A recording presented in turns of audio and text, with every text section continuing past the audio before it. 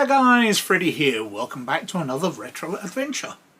And I recognise the irony that just a few weeks after I asked whether I should be doing as many retro adventures videos, I'm doing one totally out of the blue. I'm doing an extra one.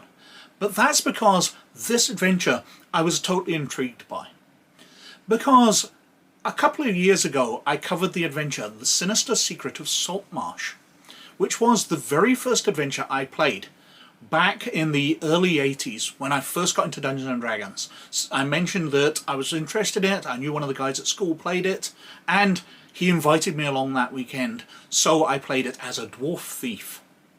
And I don't think we got through the entire adventure. I don't remember the end part of it, because I went straight on to dungeon mastering just a couple of weeks after that. But this that I'm covering today, Danger at Dunwater, is the sequel to that adventure. Turns out that Sinister Secret of Saltmarsh was the first in a series of 3 adventures published by TSR UK. So I was totally intrigued. I want to know where the story goes. I saw the first part of it way back in the early 80s, nearly 40 years ago now, and I want to know where the story goes. So that's what we'll be covering. Let's have a look at Danger at Dunwater. So this is Dungeon Module U2, Danger at Dunwater. Came out for Advanced Dungeons & Dragons by TSR in 1982, so shortly after Dungeon Module U1, The Sinister Secret of Saltmarsh. And it continues the story from that one, as we shall see as we go through. On the cover, as were common for modules at this time, the description is actually on the front instead of on the back. The back just has a list of different things for sale, as we will see when we get to the back of it. And the little fishing town of Saltmarsh is threatened. Why are lizardmen gathering forces nearby, and why have they been buying large quantities of weapons? Party of bold adventurers must answer these questions, or the people of Saltmarsh will never live in peace. Danger at Dunwater is the second part in a series of 3 modules designed and developed in the United Kingdom for beginning adventurers with the AD&D rules. Its plot follows directly from that of the first part, Dungeon Module U1, Sinister Secret of Saltmarsh. This adventure can be played by 6 to 10 characters of level 1 to 4. The module contains large-scale maps, full background information, and detailed encounter descriptions for the players and DM.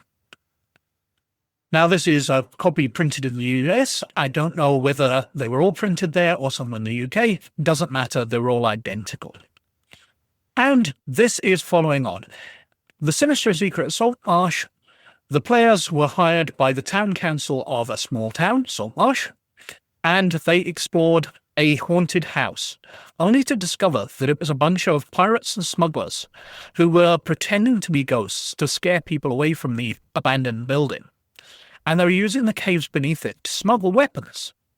And the players ended up capturing the ship, saving a sea elf, and discovering that the smugglers were delivering large quantities of weapons to an unknown colony of lizard men just a few miles outside Saltmarsh. And that's where it finished off. And that's where this one picks up. So going inside, we've got half the map here on the inside cover, showing where Saltmarsh is and the journey to where the lizard men are living, and a map of the lizard men colony, or half of it. We'll see the rest when we get to the back. The second page is exactly the same as the cover, as they tended to do at the time, and then we're into the description. And the synopsis is pretty interesting. Now, obviously, if you don't want spoilers, this is the point to turn off, because I'm going to really get into spoiler territory here. So, my summary of the adventure, I really like what they're doing here. Although I think it might have been difficult to run at the time, because it's quite different. It's not what you would expect from a dungeon mash. It's a very smart adventure in the way that the first part was. I'm really looking forward to the third part to see if it keeps up the level of intricacy that these first 2 parts did. But anyway, going into the details of it. So turn off now if you don't want spoilers. So the town council, acting on the information the players have given them, hire the players to go and scout out the colony of lizard men. Now, this turns out to be a very interesting thing to do, because the lizard men aren't there to attack Saltmarsh at all. We go through a preamble, we go through the information about Saltmarsh, and I find it very odd that it doesn't detail out Saltmarsh at all. We've had things like Keep on the Borderlands, where it detailed out the keep in great detail, but Saltmarsh is left kind of undescribed. The town council name the members, determine their trades, occupations, and something of their backgrounds. It's telling the James Master to do this. Treat other prominent local citizens who are not members of the council in a similar way. Draw a map of the town. It's giving you lots of homework to do before you start. Although, as an experienced GM, I'd probably just make this up on the fly, remembering it. It mentions the town is a small, respectable fishing town. The inhabitants are relatively sober, hardworking, and amiable. We've got the introduction, where it details about the colony of the lizard men, which has been set up 10 miles away from Saltmarsh. And it details about how connecting these up will be, if you've played it before, how to run this adventure as a standalone. It also really starts off on the wrong foot for me by the players can't use the boat if they captured the smuggling ship at the end of the first one. It details why the players can't use it. It's too big for a short journey, they don't have enough people to man it, etc., etc. What we wanted to do is hire a boat and hire some people to take them. But the town council won't give them any money until they've completed their mission. So the players are out of pocket at the start, and I can see players not wanting to do that. But I suppose they can just travel overland. It's only 10 miles. It's not a massive hike, although it is through swampland. So that could be quite interesting. Especially as, even if they get the boat, they're going to be dropped off on the coast, and they're going to have to trek through the swampland to the Lizardman colony anyway. It details how things are laid out, general notes, map, background to the war. So what has occurred is, just over a year ago, a big colony of lizardmen was attacked by the Sahagwan. I think I'm pronouncing that, Sahagin. I'm not quite sure on the pronunciation. I've never heard it said out loud. But their colony was attacked, so they fled it, and they have reactivated the ruins of an old colony. They have no interest in Saltmarsh, but what they are trying to do is rally forces to their aid to get their old home back. And the players, when they wander in, will find the lizardmen actually not threatening at all. They've got their families there, they're quite vulnerable, and they have ambassadors of different people. So they will want to actually negotiate with the humans to get their help as well, although it's going to be going to an underwater colony, so humans might not be the best. But if they rescued the sea elf from the first part, who was a captive of the smugglers, then he will be able to get sea elves in. So it's all about building up an alliance. Where the adventure first appears to be sneaking into a colony and getting rid of some dastardly monstrous lizard men, it turns out to be very, very different. These are innocent people, just happen to be lizard men. And the other monsters in it, the Coalinth, what else we got? Locanth and Mermen. And Mermen. So there's three groups. There's discussions going on them helping the lizard men, and the players will stumble into this. And we've got a big section here on human involvement in the alliance. When the party learns the true nature of the situation, they may decide to make representation to the lizard men chief and admittance to the alliance on behalf of the people of Saltmarsh, as Oceanus may do so on behalf of the aquatic elves. The Lizardman Chief will invite such an approach. And we've got various conditions. If the players have gone into the space and they've killed people, then they might have to make up for that, which might just be a simple payment of gold. So to compensate the Lizardmen for their losses, including losses of eggs, because there are hatcheries there, But they must also return all of the equipment that they took off the lizard men, basically returning it to their families.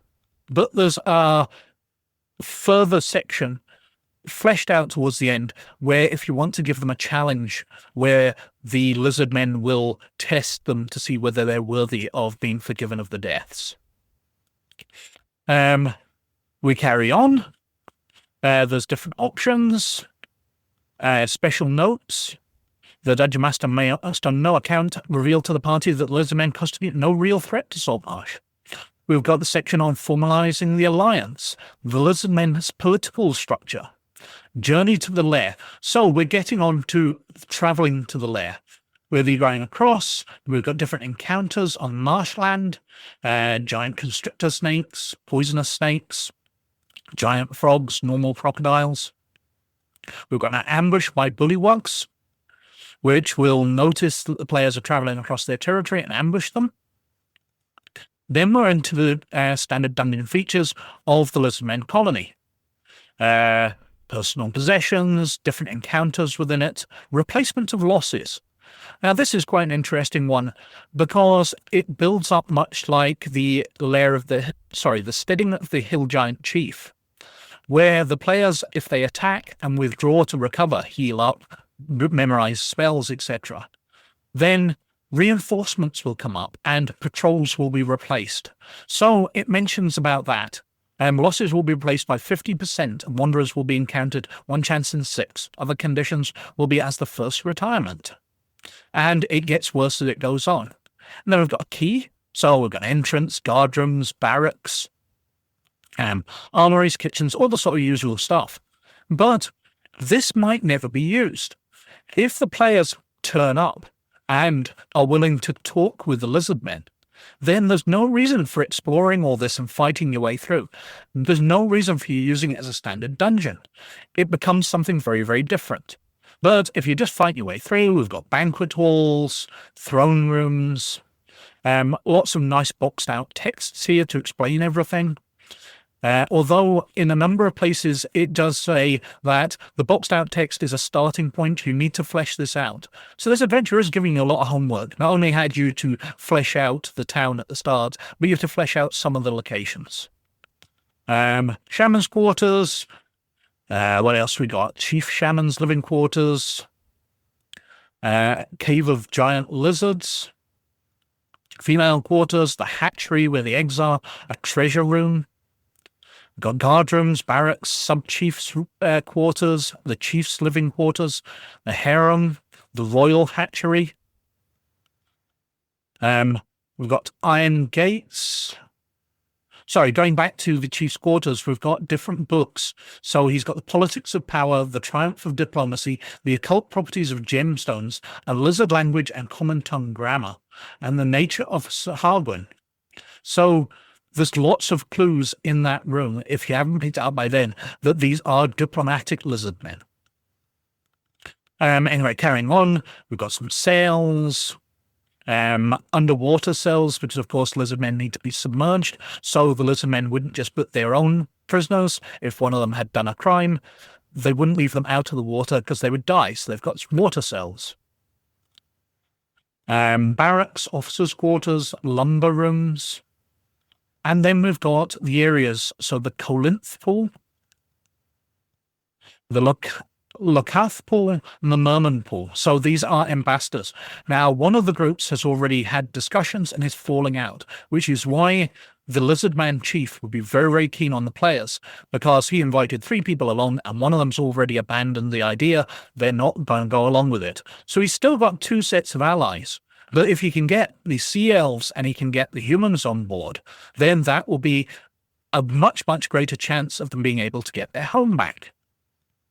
We've got concluding notes, so it's possible the party will ignore or fail to recognize the various clues about the true nature of the lizardmen's intentions. But it gives you some clues on how to go on to the third part. We've got an outline, giant crocodile's lair, oriental dragon lair. This is if the players have to make it up for the deaths. This is the test they're being put through. A Tracy for the Dungeon Master of the plot. We've got descriptions of the monsters, the lizard men, along with stat blocks. Possible associates of the player characters here. So we've got the aquatic elf, Oceanus, a third level fighter thief. Pseudo dragon, excise officers who might come along. We've got the credits at the very back. We've got a map of the area to hand over to players where we can see Saltmarsh and the journey they're going to be taken to the Lizardman's lair. Character roster, so some pre-generated characters if you want to use those, with some suggested magical items. A hand-drawn map for the players. The other half of the map with all the chambers on it. And the back cover talking about what modules are available, what other things, Dungeon Master screen, adventure log, player character record sheets, etc. So, Danger at Dunwater does seem pretty interesting. It's got a lovely twist in it, much like Sinister Secret of Saltmarsh had the twist that you thought you were going into a haunted house and it turned out to be smugglers. It was very much, people had talked about it being like Scooby-Doo. This one has a twist as well, that you think you're going out to kill off some lizard men. People have been providing them weapons, they're arming up, they're only a few miles away from the town, so you think they're a major threat. But they've been put into that position by their own home being taken away, and they're looking for allies. Now, I can see this adventure ending up being a lot shorter than you would expect, because you end up going into negotiations. If you arrive and you manage to figure out that they're not hostile very, very quickly, then all of those rooms in the dungeon, which make up the majority of the adventure, will not be used. You'll turn up, you'll visit a couple of them, you'll have negotiations, and the adventure will be over as you go back and organise the alliance with the town people, with the sea elves, etc. And then you're on to the final adventure in the series. So it's easily possible, I think, to skip much of this adventure if your players are sharp enough. If they're not sharp enough, they're going to end up butchering their way through, and much of it will be a standard dungeon bash as you go through and kill lots of monsters until the truth comes out and your players hopefully feel very sorry for all the deaths they've caused, especially if they reach the nursery and they've butchered a bunch of eggs and new hatchlings. That would be dreadful, and I think players might not think they can recover from that. Even if they discover that the lizard men aren't hostile, they might think that they're already committed to it because they've killed some of their young. But anyway, a great adventure, and I'm very much looking forward to looking on to the last part of it. We shall see that in some point in the future. But anyway, as usual, I think I've been whittering on for quite long enough, so thank you very much for watching. As always, most of all, you look after yourselves, and I'll catch you later. Bye now.